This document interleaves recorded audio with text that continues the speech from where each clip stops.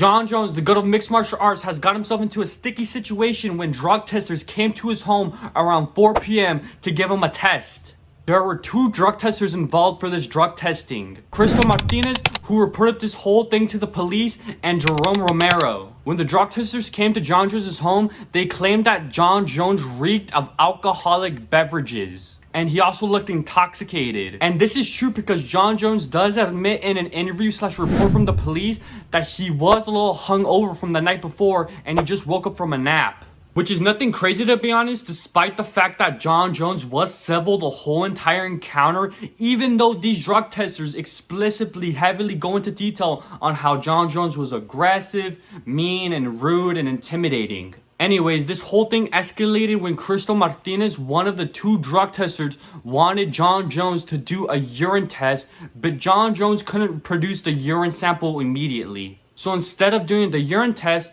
John Jones wanted to do a blood test. And before John Jones does the test, this is where things get interesting. Crystal claimed that John Jones got in her face and screamed, and I quote, "Why you fucking people come to my house so early? Do you know what happens to people who come to my house? They end up dead." And that statement happened right after John Jones supposedly took the drug tester's phone away from her and started a video recording, which I will get to later on, but this is where I have to stop, drop, and roll. Because Crystal claims that John Jones got up to her face and said, "Why you people come to my house so early?" But this doesn't make sense because if you do some basic research, a lot of reliable sources and articles and news stations and camera footage say that it was 4 p.m. when the drug testers came to John Jones's home. It just doesn't add up. It just doesn't make sense because why would John Jones complain to these drug testers that they came inside his home so early, even though it wasn't early at all? It was 4 p.m. Also, John Jones supposedly didn't even get up to their face at all and didn't even threaten them. John Jones actually did the opposite of threatening them. John Jones was actually trying to protect himself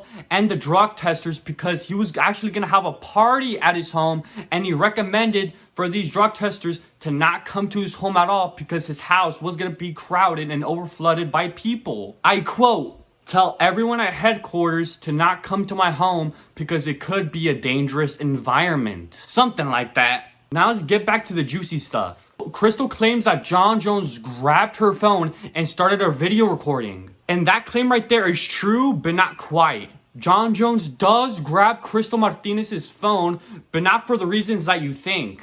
Because the narrative is John Jones grabbed Crystal Martinez's phone so she won't call for any help. John Jones thought that the phone he grabbed was his. That's why he recorded the whole thing, because I would imagine he would have to defend himself through video proof. And Crystal Martinez shows the video to police of John Jones recording from her phone. And I quote, "Here's fucking Jerome and his girlfriend in my garage." As of this recording, this video of John Jones recording from the drug tester's phone is not public, but we do know it exists because Crystal Martinez showed the video to the police. This video may get released to the public, but who knows? John Jones does clarify what he meant when he said that, I quote, "Here's Jerome and his fucking girlfriend in the garage." This will also explain John Jones' Instagram post when he said that he believed that these drug testers were breaking standard protocol. Supposedly, Jerome, the other drug tester, brought in his girlfriend to sit in his vehicle in the driveway of his home. So that is why John Jones believed that they were breaking standard protocol, because he brought in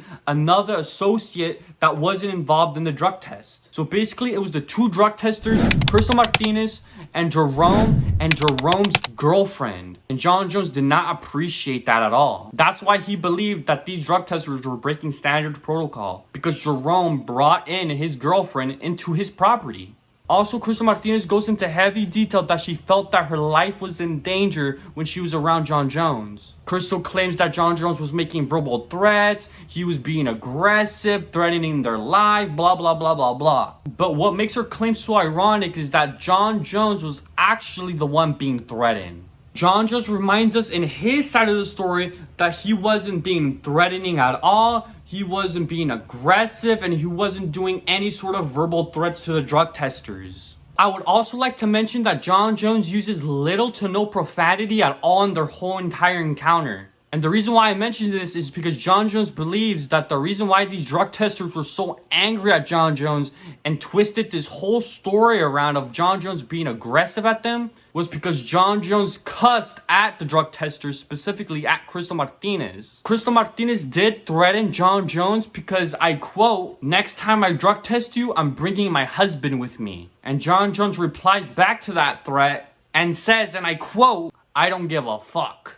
My GOAT defending himself. So it's very interesting that Crystal claims that John Jones was being threatening and verbal assault and blah blah blah, when Crystal Martinez said that she was gonna bring his husband with them next time they do the drug test. Unfreaking acceptable, Crystal. But anyways, John Jones does do the urine test after all and not the blood test, because in the report, Jerome and John Jones go to like a restroom or something and do the sample there. So yeah, John Jones does do the urine test after all. My GOAT is clean. And after the shit show ended, John Jones does high five and hug the two drug testers when they leave his home. But it seems like after all, John Jones did not make friends with those drug testers that day. Because like I said before, this whole situation happened on March 30th around 4 p.m. And this report dropped on March 5th. So I guess Crystal Martinez was butthurt after all. But the question still stands. And no, the real question isn't whether or not John Jones is going to jail. Because I saw this everywhere on Instagram and then news stations and articles that John Jones got arrested. But no, he didn't get arrested at all. The real question is whether or not the two drug testers' claims and accusations of John Jones being aggressive and doing verbal threats are true or not. Because in the little interview that John Jones does with the police, John Jones gives out a completely different side to the story, while the drug testers give out other completely different side of the story. So the real question is, who is lying? The drug testers or John Jones? And it seems like with all the information that we have, John Jones' story is adding up, whereas the drug tester's story isn't adding up. Who knows whether or not this report's gonna go any further, but whatever happens to John Goats Jones, I go and I defend him. The fact that John Jones had to go through this crazy shenanigan in the comfort of his own home is unacceptable. I pray John Jones finds his peace and gets justice within this situation. My name's Ahin Zamali, and I'm out. Peace.